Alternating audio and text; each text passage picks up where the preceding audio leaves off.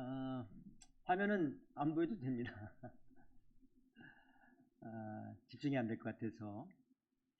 그동안 잘 계셨나요? 잘 계셨죠? 예. 저는 이제 학생들을 가르치는 사람으로서 이 과목 중에 하나가 이 비전에 관한 과목을 가르칩니다. 자기 이해와 미래 디자인이라는 과목을 가르치면서 제 스스로에게 이 원고를 썼습니다. 설교를 준비하면서 저 스스로에게 썼어요. 왜냐하면 누구나 다 계획을 갖지 않습니까? 그죠? 자녀 교육에 대한 계획도 잡기도 하고, 사업 계획도 잡기도 하고, 또 결혼에 대한 준비, 그런 계획도 잡기도 하고, 여러 가지 계획들을 잡는 것 같아요. 건강에 대한 계획도 잡기도 하고, 1년이 초 되면은 이렇게 연초에도 계획을 잡기도 합니다. 누구나 다 어떤 계획이든 간에 작든 크든 간에 모든 계획들을 잡고 있는 것 같아요. 그런데 제가 뭐 여러분보다 인생을 더 산 사람도 있지만 제가 덜 산 사람, 그러니까 제가 좀 짧게 산 사람이기도 합니다. 여러분 중에서. 근데 인생을 살아가면서 깨닫는 것이 딱 한 가지가 있다고 한다면, 여러 가지 중에 하나를 말씀드린다고 한다면, 인생은 계획대로 된다 안 된다? 안 된다는 것이죠. 그걸 깨달았습니다. 저도 뭐 이렇게 완전히 적은 나이는 아닌데 이제 퇴임을 앞두고 있어요. 내년 2월 달에 제가 퇴임합니다. 그렇게 안 보이시죠? 65세 정년이 되면 더 있고 싶어도 있을 수 없는 곳이 바로 학교입니다. 그래서 떠나야 되는데 이 말씀을 제가 생각해 봤어요. 제가 참 좋아하는 말씀입니다. 사람이 마음으로 자기 길을 계획할지라도 그 걸음을 인도하신 이는 바로 하나님인 것을 저는 압니다. 여러분도 아시죠? 그래서 제가 준비하면서 오늘 말씀을 통해서 우리는 어떻게 계획을 잡아야 되는가, 그리고 하나님께서 우리의 계획을, 우리의 꿈을 어떻게 인도해 가시는가에 대한 말씀을 잠언서 중심으로 해서 말씀을 같이 살펴볼까 합니다. 본문의 한 구절이긴 하지만 이 구절은 노란색과 흰색으로 구별할 수 있어요. 그러니까 한 구절이지만 전반부와 후반부로 나눌 수가 있습니다. 사람이 마음으로 자기 길을 계획할지라도가 전반부고요. 그 후반절이 또 있습니다. 이 전반절에서는 어떤 이야기냐면 성경은 굉장히 균형을 잘 잡았어요. 성경의 말씀을 보면 사람의 계획, 그 다음에 인도라고 하는 부분을 이렇게 균형을 잘 잡고 있습니다. 대립이 아니라 균형입니다. 사람은 계획할 수 있으나 그 계획을 하나님께 맡기면 하나님께서 인도하여 주신다고 하는 말씀입니다. 여기서 사람이라는 말씀이 나오는데 여러분도 나나 사람입니다. 사람은 원래 아담이라는 뜻이잖아요. 아담이라는 것은 결국은 뭐냐면 흙으로 만들었다는 뜻이거든요. 흙으로 만들었다는 얘기는 어쩌면 이 세상에 가장 흔한 게 뭘까요? 흙 아니겠습니까? 요즘 흙도 귀하기도 하지만 굉장히 흔한 것이 바로 흙입니다. 그리고 비가 오면 쓸려 내리기도 하고 먼지와 같은 존재이기도 합니다. 인간은 먼지와 같이 아주 보잘것없고 연약한 존재라는 것을 성경은 우리들에게 말씀하고 있는 것이죠.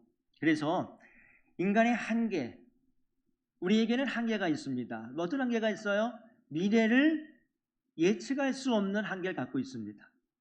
이 세상에서 살고 있는 사람 중에 나의 미래가 어떻게 될 것인가, 아무리 훌륭한 부모래도, 아무리 훌륭한 지도자래도, 선생님이래도 앞으로 미래가 어떻게 될 것인가는 아무도 모릅니다.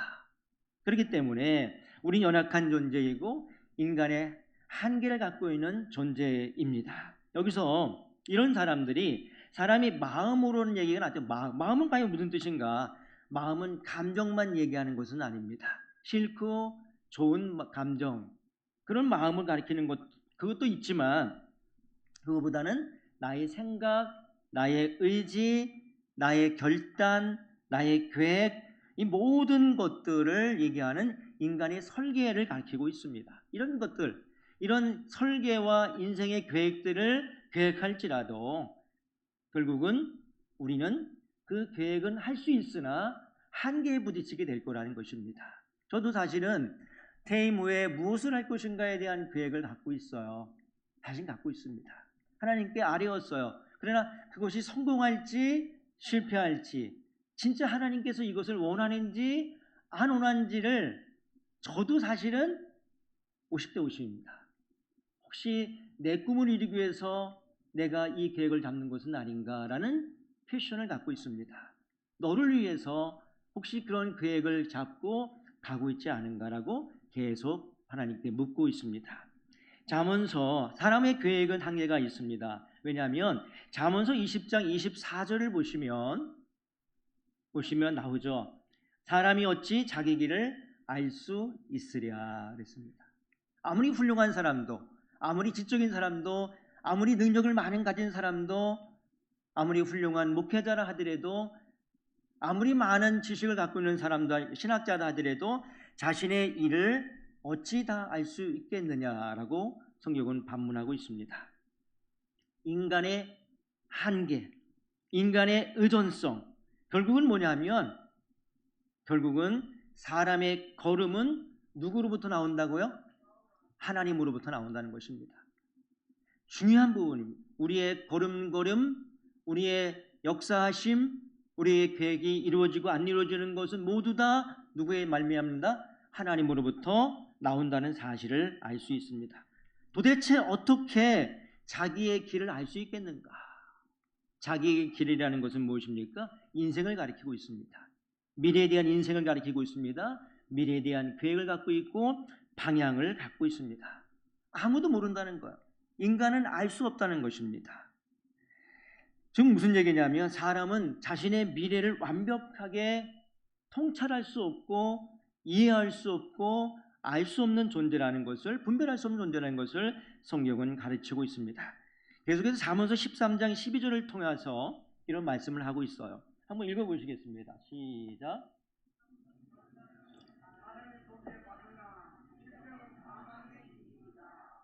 사람의 길은, 어떤 길은요 사람이 보기에 바르게 보일 수도 있어요. 그러나 필경 사망일로 가는 길도 있습니다. 여기서 길이라는 것은 아까도 말씀드렸지만 인생입니다. 인생의 방향들, 인생의 선택들, 인생의 삶의 어떤 목적, 이런 것들을 가리키고 있습니다. 사람의 보기에는, 사람의 눈이라는 것은 무슨 뜻이냐면 자신의 생각, 자신의 판단, 자신의 감정, 자신의 경험, 자신의 상식, 자신이 갖고 있는 범위 내에서 바라보는 것입니다. 어떤 길은 자신의 판단에 의해서는 참 바르게 보일 수 있어요. 우리가 볼 때는 참 올바른 길로 가는 것처럼 보여 때가 있습니다. 예를 든다면 노새의 선택입니다. 아브라함과 롯이 있을 때 선택할 때 자로나 우로나 네가 자하면 나는 우하겠다, 우하면 자하겠다는 말씀 나오죠. 거기서 보면 롯이 선택을 합니다. 경제적으로도 좋은 환경이었고 환경적으로도 좋은 환경이었고 그 다음에 성공의 길처럼 보였습니다. 그러나 그 길은 소돔과 고모라의 멸망의 길을 그는 사람의 판단에 의해서 좋은 쪽으로 판단하였으나 결국은 멸망의 길로 가게 되고 말았습니다. 사람이 바로 이것입니다. 우리는 바로 한계가 있어요. 어떤 제한적인 것밖에 모릅니다. 그렇기 때문에 우리가 옳다고 스스로 생각하는 것뿐이지 실질적으로 옳지 않은 것도 있다는 사실입니다.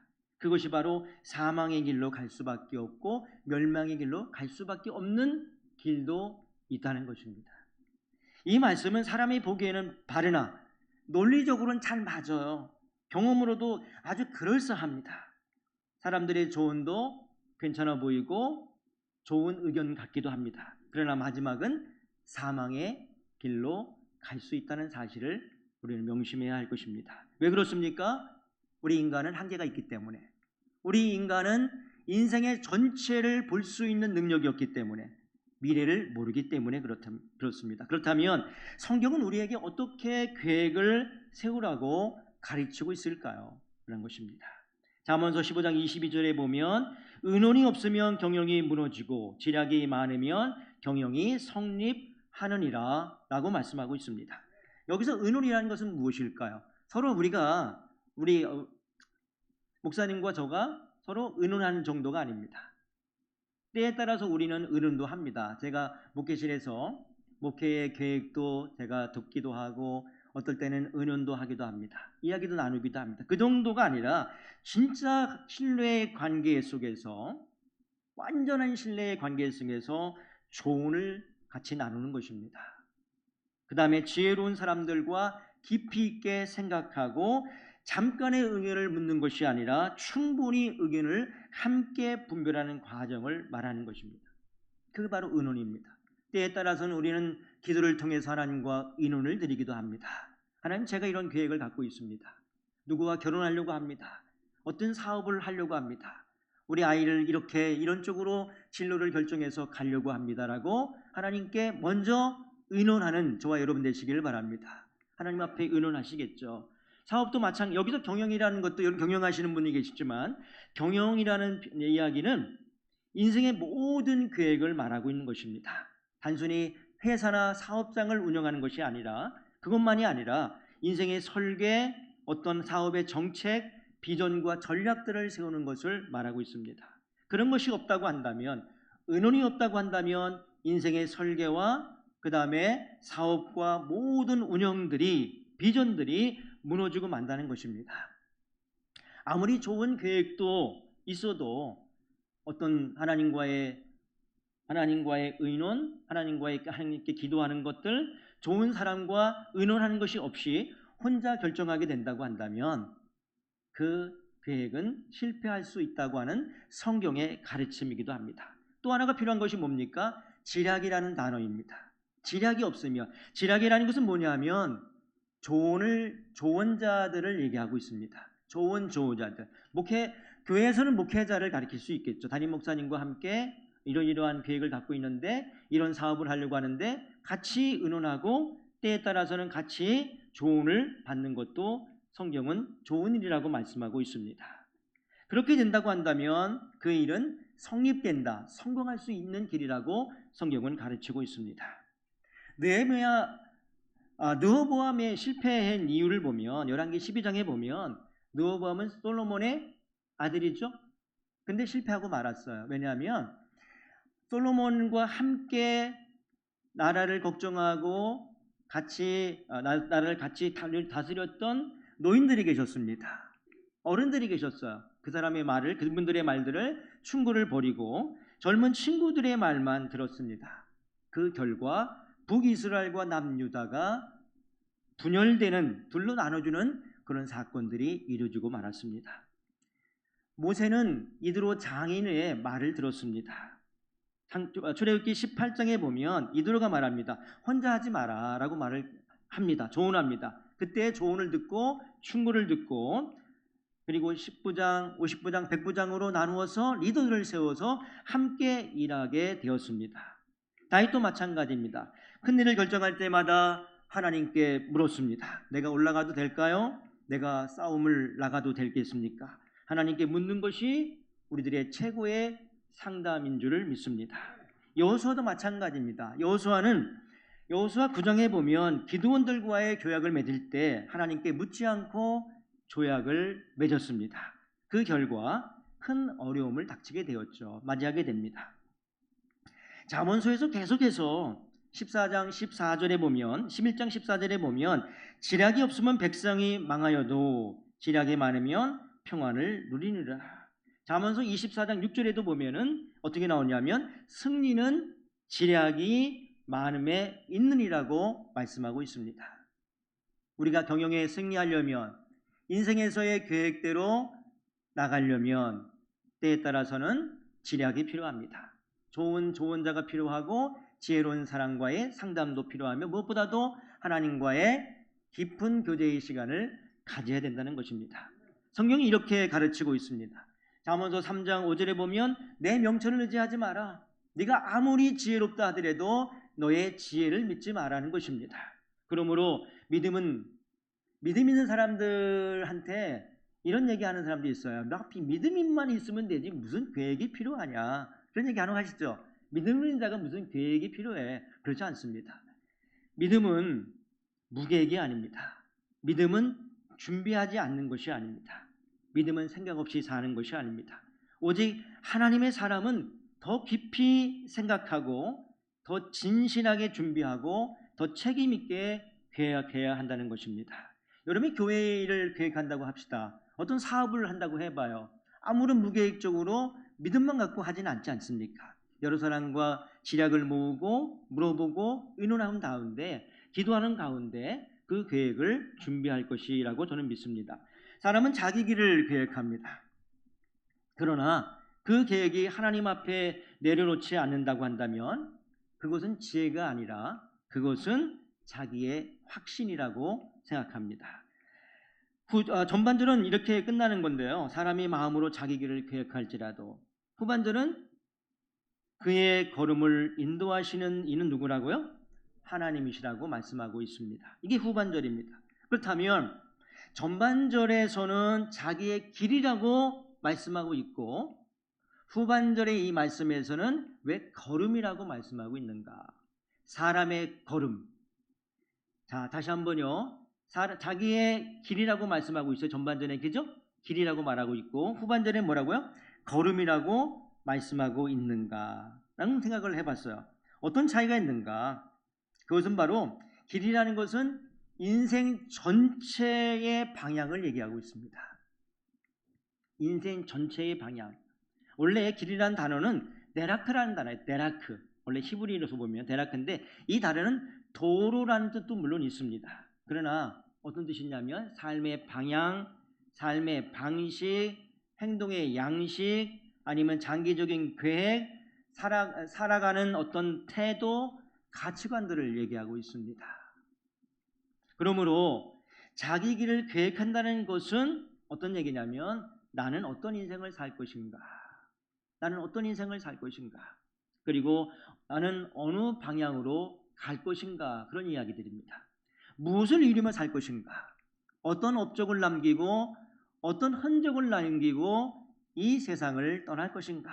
라는 것이 바로 이 길이라는 단어입니다. 마음속에 정하는 것입니다. 이 길이라는 단어는 인생의 큰 그림이기도 합니다. 즉 비전이기도 해요. 예를 든다면 다음과 같은 어떤 직업을 선택하고 어떤 삶을 살 것인가? 누구와 결혼할 것인가?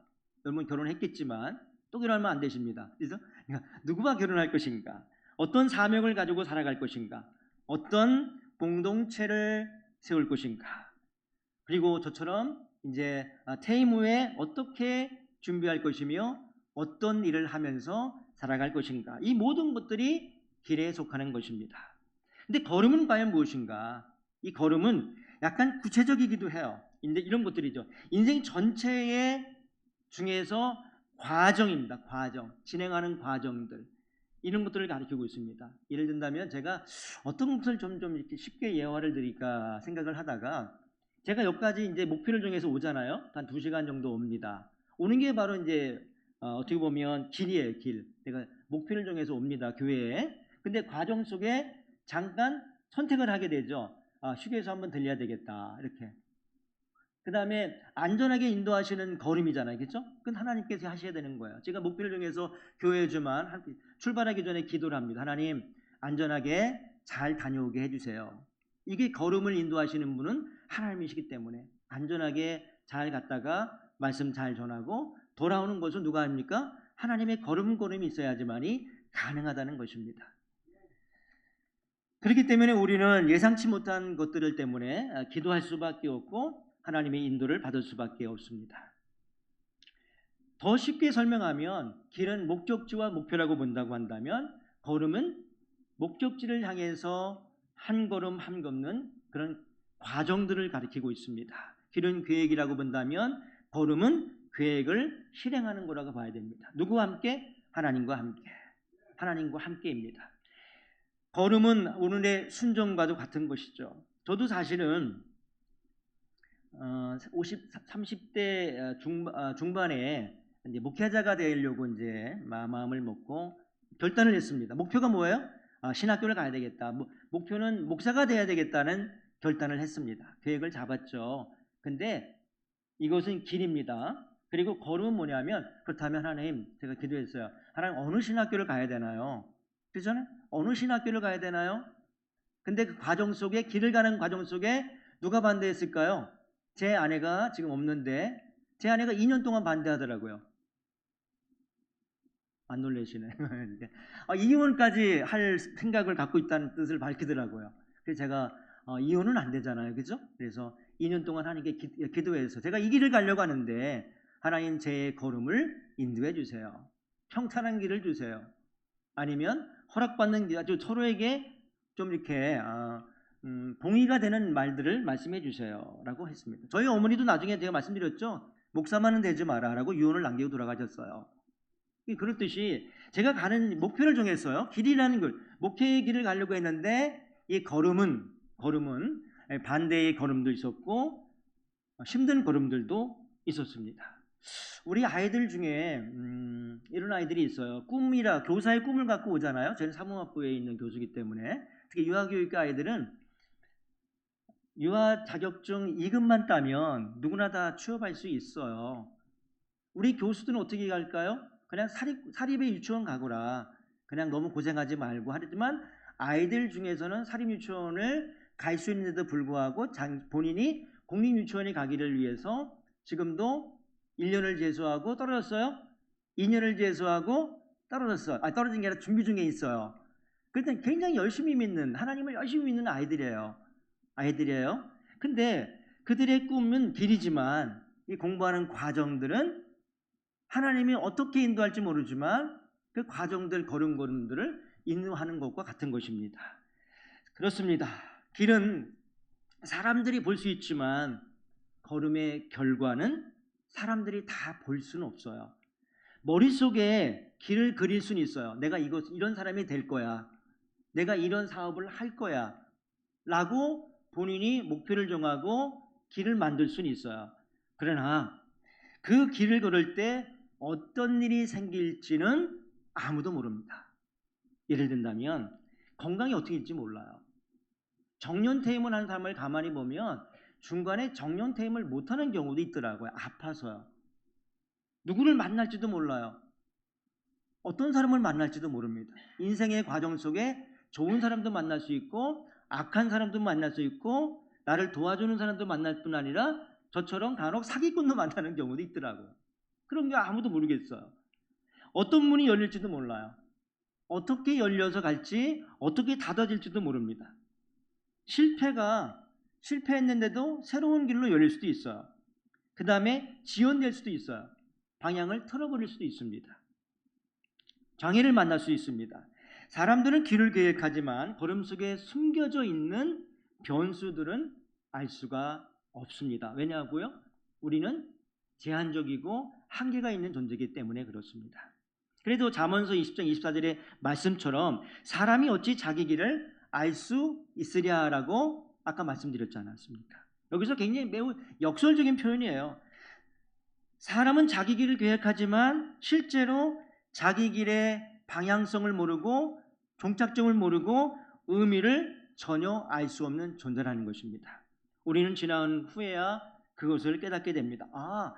만약 그 일이 없었더라면 이 길을 오지 않았을 거야. 만약에 그렇기 때문에 내가 이 길이 왔구나.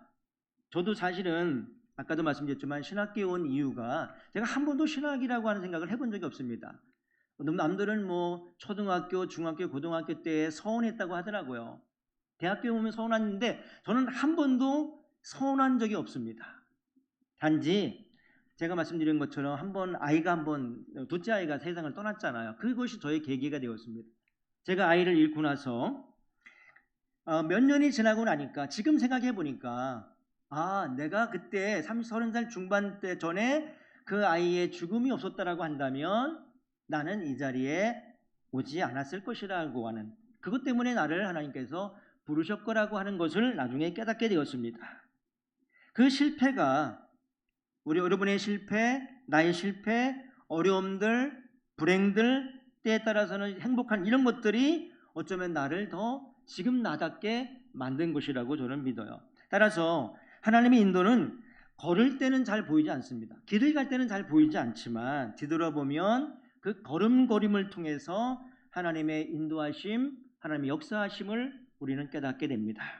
잠언서 21장 30절에 보면 재력으로도 못하고 명철로도 못하고 모략으로도 여호와를 당하지 못하리라고 말씀 나옵니다. 지혜, 이 똑같은 단어들이지만 좀 달라요. 지혜와 명철과 묘락이라는 그런 단어들이 총동원한다 하더라도 하나님의 뜻을 무너뜨릴 수는 없다는 것입니다. 엄청나죠, 그죠? 지혜와 명철과 묘락을 다 합쳐도 하나님을 당할 수 없습니다. 우리가 아무리 지혜롭다 하더라도 우리가 인간의 앞으로의 계획이 어떻게 이루어질지는 하나님만이 아신다는 그런 뜻이에요. 인간의 생각으로 그 아이가 내 자녀라 하더라도 어떻게 될 것인가는 아무도 모른다는 뜻입니다. 여러분 아시나요? 저도 잘 모르겠어요. 제 아이는 사실 오늘 와 있지만 초등학교 3학년 때 저랑 같이 이제 유학을 시작했잖아요. 그죠? 공부를 진짜 싫어하는 아이예요. 공부를 너무너무 싫어해요. 그래서 아빠처럼 공부 않겠다, 엄마처럼 공부 않겠다 그래갖고 성적표도 저에게 보여주지 않았어요. 지금 방송 듣고 있겠죠. 성적표도 몰라요. 학부 성적이 얼마인지도 몰라요. B뿔인지 A인지 C인지 잘 몰라요. 근데 지금 철이 들었어요. 그때는 엄마 아빠의 등록금으로 공부했지만 본인이 결혼하고 생활고도 있고 사명도 생겨서 간호학과에 편입시험을 봐서 붙었어요, 이번에. 그래서 편입시험을 해서 돈을 번다는 거예요. 간호사가 된다는 거예요. 이게 내가 계획한 것이 아니에요. 저는 계획을 안 했습니다. 본인하게 공부하는 얘기도 한 번도 해본 적도 없고 계획한 적도 없는데 하나님께서 그 아이에게 마음을 주셨겠죠. 계획을 잡은 거죠. 계획을 잡았지만 인도하시는 분은 하나님이십니다. 등록금이 생기든 어떻게 모르겠지만 등록금 문제, 아이가 둘인데 둘을 놓고 공부하는 것들 모든 과정들이 걸음걸음들이 하나님께서 인도하지 않으면 안 된다는 사실입니다. 여호와의 뜻은 절대 무너지지 않습니다. 많은 계획들이 있어요. 우리들에게는 미래의 계획도 있고요, 진로의 계획도 있고요, 결혼과 어떤 사역과 아니면 재정적인 투자도 있습니다. 꿈들이 있어요. 모든 계획들이 다 포함돼요. 이런 것들이 오직 하나님의 뜻, 하나님의 목적, 하나님의 어떤 결정에 의해서 이루어진다라고 하는 그것이 성립된 수밖에 없다는 말씀입니다. 하나님의 계획은 절대 무너지지 않습니다. 이 구조는 단순히 사람의 계획은 소용이 없다는 말씀이 아닙니다. 인간에게 계획이 포기하라고 하는 말씀도 아니에요. 계획보다 더 중요한 것은 뭐냐면 하나님을 신뢰하라는 것입니다. 우리는 미래를 설계할 수 있지만은 미래를 완성하시는 분은 누구십니까? 여호와 하나님인 것을 이 말씀을 통해서 알게 됩니다. 그러므로 우리는 계획을 짜기 전에 이 계획을 누구에게 맡게 됩니까? 하나님께 맡겨야 합니다. 잠언서 16장 3절의 말씀입니다. 너희 행사를 여호와께 맡기라. 그리하면 내가 경영하는 것이 이루어지리라. 아멘. 여기서 우리들의 행사인데 여러분 교회 행사 많이 하시잖아요. 그죠? 누구에게 맡게 됩니까? 하나님께 맡겨야 됩니다. 물론 큰 프로젝트뿐만 아니라 작은 프로젝트도 하나님께 맡겨야 되는 것입니다. 큰 일만 맡기는 것이 아니고 사소하고 작은 일들도 하나님께 맡기라고 하는 이 행사가 그런 뜻입니다. 여기서 맡기라는 뜻은 뭐냐면 이런 뜻을 담고 있어요. 굴리라는 뜻을 담고 있어요. 굴리라. 우리가 바위가 크잖아요. 그죠? 그럼 못 들잖아요. 그럼 어떻게 합니까? 옮기려면 굴린단 말이죠. 그런 뜻을 담고 있어요. 자, 혼자 굴린다는 얘기는 뭐예요? 혼자서 짊어질 수 없기 때문에 그것을 굴려서 하나님께 옮기라는 그런 뜻을 담고 있습니다. 이해되시죠? 굴리란 뜻은 그런 뜻입니다. 그러니까 맡기란 뜻은 자기의 엄청난 큰 것이 있어서 들 수가 없기 때문에 굴려서 하나님께 옮겨드리라는 그런 뜻을 사실은 히브리어에서는 담고 있습니다. 그분께 맡겨진 계획은 그분 안에서 견고하게 세워진다라고 하는 그런 뜻을 담고 있어요. 우리의 계획 중심에는 우리가 알아야 될 것은 뭐가 있냐면요. 딱 한 가지가 더 있습니다. 우리의 계획은 짤 때는요. 반드시 아까도 우리가 찬양을 부르듯이 하나님의 계획은 우리가 계획을 짤 때는 하나님의 나라라고 하는 것을 생각해야 됩니다. 하나님 나라. 하나님의 영광이죠. 성공도 중요하고 돈도 중요하고 명예도 참 중요하지만 이런 것들을 하나님께 영광을 돌리는 그런 일들도 해야 된다는 것입니다. 하나님께 맡긴다는 것은 아무것도 하지 않는다는 의미가 아닙니다. 최선을 다해 준비하되 결과를 하나님께 드리라는 것입니다. 맡긴다는 것은 신뢰를 말하는 것이에요. 우리는 계획을 세우지만 그 계획을 하나님의 손에 올려드려야 합니다. 하나님, 이 계획이 하나님 뜻이라면 열어주세요 라고 말입니다. 하나님의 뜻이 아니라면 막아주세요. 제가 잘못 생각했다고 한다면 깨닫게 해주십시오.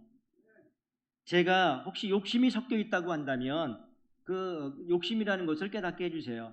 제가 원하지 않는 길이라고 한다면 하나님의 길이라고 한다면 원하지 않지만 하나님의 길이라고 한다면 순종하게 해주십시오라고 하는 것이 바로 맡김의 기도입니다. 야고보서 4장에 보면 이런 말씀이 나와요. 한번 읽어보겠습니다. 시작.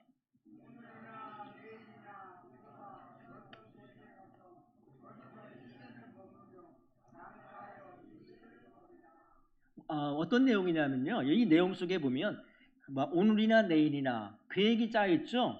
계획은 아주 구체적입니다. 그리고 언제 갈 것인가가 정해져 있어요. 그죠? 날짜가 나오지 않습니까? 그러면 어디로 갈 것인가도 나오죠. 어떤 도시로 갈 것인가. 그 다음에 얼마나 머물 것인가도 나오지 않습니까?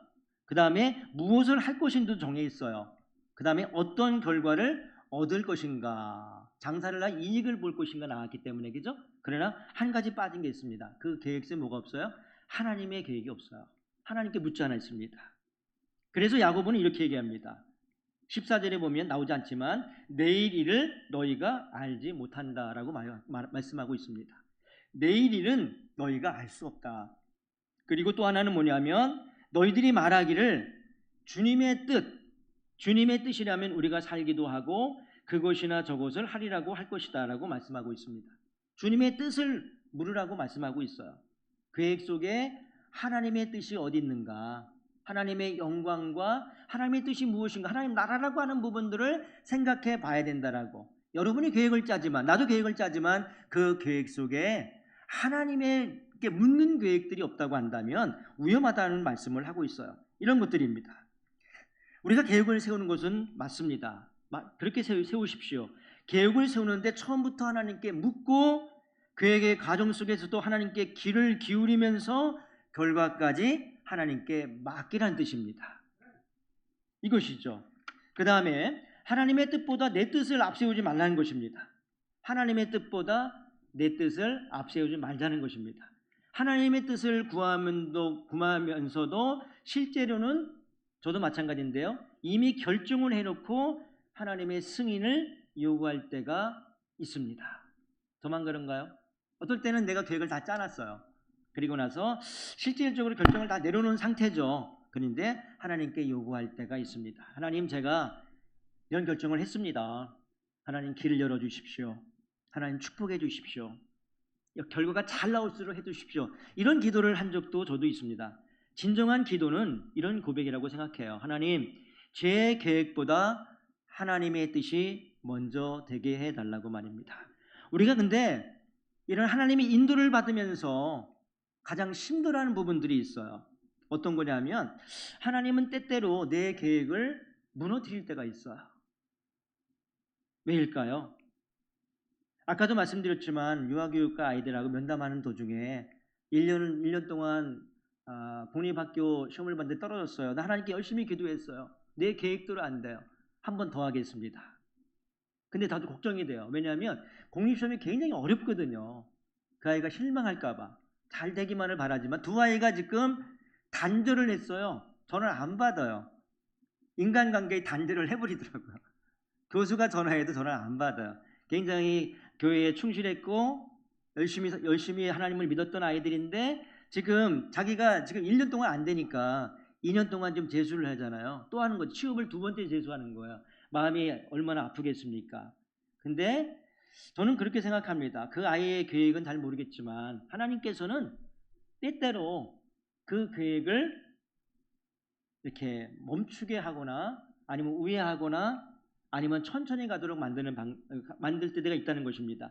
왜 그런가 하면 내 계획이 나를 망가뜨릴 수 있기 때문에도 그렇고요. 내가 원하는 길이 나를 때에 따라서 교만하게 만들 수도 있고, 내가 그 길을 감으로 인해서 내 영혼을 잘못하면 잃을 수 있기 때문에도 하나님이 막을 수 있으십니다. 또 하나 뭐가 있을까요? 여러 가지가 있는 것 중에 더 좋은 길로 인도해 주시기 위해서, 공립학교도 좋지만 또 사립도 인도할 수 있잖아요. 그건 우리가 모르지만, 그러나 최선을 다해서 목표를 정하고 열심히 공부하는 것은 맞습니다. 그러나 그것이 나는 그렇게 생각해요. 10년이 되고 20년 동안 계속해서 공부한다고 한다면 글쎄 그건 잘 모르겠습니다만은, 하여튼 더 좋은 길로 인도해 주시기 위해서 때에 따라서 우리의 계획을 방향을 바뀔 때가 있다는 것입니다. 우리는 열린 문만 은혜라고 생각합니다. 그러나 닫힌 문도 은혜라고 저는 믿습니다. 우리는 응답만 축복이라고 생각합니다. 그러나 거절도 축복입니다. 우리는 빠른 길만을 인도라고 생각해요. 빠르게 되는 것, 빠르게 선곡하고 좋은 길로 가는 것만이 하나님의 인도라고 믿습니다. 그러나 이스라엘 백성을 보십시오. 애굽 땅을 나왔을 때 하나님이 그들을 가까운 브레셋 길로 인도하지 아니하고 인도해 주지 않았어요. 굉장히 아주 험한 광야의 길로 오랫동안 인도하셨습니다. 왜일까요? 가까운 길이 항상 좋은 것만 아니기 때문에 그렇습니다. 때에 따라서는 우리에게 믿음을 주시기 위해서, 하나님을 의지할 수 있도록 하기 위해서 그 길을 가도록 하신 거라고 저는 믿습니다. 이것을 어떻게, 이런 오늘 주신 말씀을 어떻게 삶 가운데 질문하며 살아갈 것인가를 생각해 봤습니다. 첫 번째는 내가 계획하는 길은 하나님의 말씀과 일치하는가 라는 것입니다. 내가 원하는 길이 단지 나의 성공, 욕망인지 아니면 하나님께서 기뻐하시는 일인지를 점검해야 된다는 것입니다. 이 길이 가는 것이 하나님 기뻐하실까? 이 길로 내가 가는 것이 하나님께 더 기쁨을 드릴 수 있을 것인가를 묻는다는 것입니다. 두 번째 뭐냐면 계획을 기도보다 앞세우고 있는 것은 아닌가라는 것입니다. 계획을 다 세워놓고 나서, 저도 그럴 때가 있었어요. 하나님께 승인을 받아요. 승인만 요청을 받는 경우가 있습니다. 그것은 바른 기도가 아닙니다. 하나님, 제가 세운 계획을 축복해 주신 것도 좋지만 거기에 머무르지 않고, 하나님, 제 계획이 잘못되었다고 하면 그 방향을 바꿔주세요. 고쳐주시기를 기도하는 것입니다. 세 번째 뭐냐면 하나님의 걸음을 늦추실 때가 있거든요. 그때 나는 조급해 하지는 않는가. 응답이 높고 일이 잘 안 풀렸을 때 우리는 실패한 사람이라고 생각할 수 있습니다. 그러나 하나님은 걸음을 낮추심으로 인해서 우리를 더 인격적으로 더 만나기를 원하실 수 있어요. 또는 때에 따라서는 위험을 피하기 위해서, 하나님의 때를 맞추시기 위해서 시간을 늦추실 때가 있다는 것입니다. 네 번째는 뭐냐면 전체의 길을, 인생의 전체의 길이 보이지 않아도 나는 오늘도 순종할 수 있겠는가 하는 것입니다. 예를 든다면 말씀을 붙들고 기도하는 생활들, 내가 주어진 환경에서 행복하고 최선을 다하는 것들, 오늘 순종하는 삶을 살아가는 것들을 말하고 있습니다. 다섯 번째 뭐냐면 닫힌 문도 하나님의 인도로 받아들일 수 있는가. 내가 계획한 것이 닫혀버렸어요. 그것도 하나님의 인도로 나는 믿고 있는 것입니다. 하나님의 인도는 열린 문만 나타나지 않습니다. 때때로는 거절할 수 있고요, 실패할 수 있고요, 중단할 수 있고요, 지원할 수 있고요, 우회로 통해서 나타날 수 있습니다. 닫힌 문 앞에 무조건 낙심보다는 하나님께 물어야 합니다. 하나님, 이 문이 닫힘으로 인해서 어떤 다른 길을 보여주시기를 원하십니까? 라고 말입니다. 저는 사실 우리 목사님 알겠지만 저는 사실은 백석대학교를 여차여차해서 이렇게 알게 되었어요. 원래는 다른 대학 신학교를 가게끔 되었었거든요. 근데 아내도 2년 동안 또 반대를 하고, 그래서 백석 신학대학원을 알게 되었어요. 누굴 통해서. 그래서 첫 번째 채플 시간에 하나님, 제 10년 공부하고 백석대학에서 우리 후배들 가르치는 교수가 되고 싶습니다라고 기도를 했어요. 10년 후에 이제 백석대학에 오게 됐는데 제가 원하는 교육들은 오진 않았어요. 반은 왔어요. 50%는 왔어요. 백석대학의 교수는 됐지만 제가 원하는 것은 신학대학원의 신대원 학생들을 가르치는 교수를 원했어요. 전공을 그래서 그쪽으로 전공을 하고 왔습니다. 건강한 교회 쪽으로 공부를 했어요. 근데 하나님께서 지금 지나고 보니까 거의 20년 가까이 지나고 보니까 신학대학원은 저를 제가 계획한 대로 제가 공부한 계획대로는 되지 않았어요. 학부에서 전도사들 그러니까 신학생들을 가르치는 교수가 아니고 성경을 가르치고 그 다음에 일반 학부에서 부모 교육도 가르치고 또 인생도 가르치는 일반 학부 같은 사람으로 목사지만 일반 학부가 같은 그런 교수가 되고 말았습니다. 이거 누구의 뜻입니까? 제 뜻이 아니에요. 저는 사실은 제 계획은 10년 동안 공부할 때는 그런 계획을 갖고 했지만 어떻게 보면 거절이라고 생각하지 않고 지원이라고 생각하지 않아요. 단지 방법을 우회시킨 거죠. 다른 방법을 너는 이것이 맞다고 생각한 하나님께서 결정했다고 저는 믿고 있어요. 말씀을 맺으려고 합니다. 사랑하는 우리 성도 여러분, 오남 소방교회 성도 여러분, 계획을 가지십시오. 계획을 세우되 하나님보다 앞서지는 마십시오. 준비하십시오. 그러나 준비를 하나님보다 더 신뢰하지 마십시오. 꿈을 가지십시오. 그러나 하나님의 꿈이 나의 비전이 되달라고 기도하시기 바랍니다. 하나님의 꿈보다 앞서가면 안 됩니다. 무슨 말인지 아시죠? 하나님의 꿈이 나를 이끌어가야지만이 그 꿈이 반드시 이루어진다는 사실을 저는 뼈저리게 학생들을 가르치면서 많이 배웠습니다. 저도 마찬가지예요. 제가 이런 꿈을 꾸는다고 해서 하나님 그 꿈대로 가라고 하지 않더라고요. 다른 방향으로 하나님의 일을 하시기를 원하셨어요. 그래서 하나님의 비전이 하나님의 꿈이 여러분의 비전을 이끌어갈 수 있도록 기도하시면 될 줄을 믿습니다. 길을 세우십시오. 그러나 그 걸음을 인도하시는 분은 바로 하나님인 것을 우리는 믿고 인정해야 될 줄을 믿습니다. 오늘 본문은 이렇게 말하죠. 두 가지를 얘기합니다. 사람은 계획을 해라. 그러나 그 걸음을 인도하시는 바로 하나님인 것을 말씀하고 있습니다. 혹시 내가 세운 계획들이 무너졌습니까? 그것은 끝이 아닙니다. 길이 막히셨나요? 하나님이 다른 길을 준비하고 있다고 믿으십시오. 기다림이 길어졌나요? 하나님이 나를 준비하고 계시다고 믿으면 됩니다. 실패를 혹시 경험하셨습니까? 하나님이 나를 더 깊은 사람으로, 더 순종의 사람으로, 더 큰 사람으로, 더 비전의 사람으로 만들기 위한 과정 중에 있다고 믿으십시오. 우리는 우리의 길을 다 알 수 없지만 길을 아시는 하나님을 믿으십시오. 우리는 내일을 알 수 없지만 내일을 붙들고 계신 하나님을 신뢰하는 저와 여러분 되시기를 주님의 이름으로 축복합니다. 기도하겠습니다.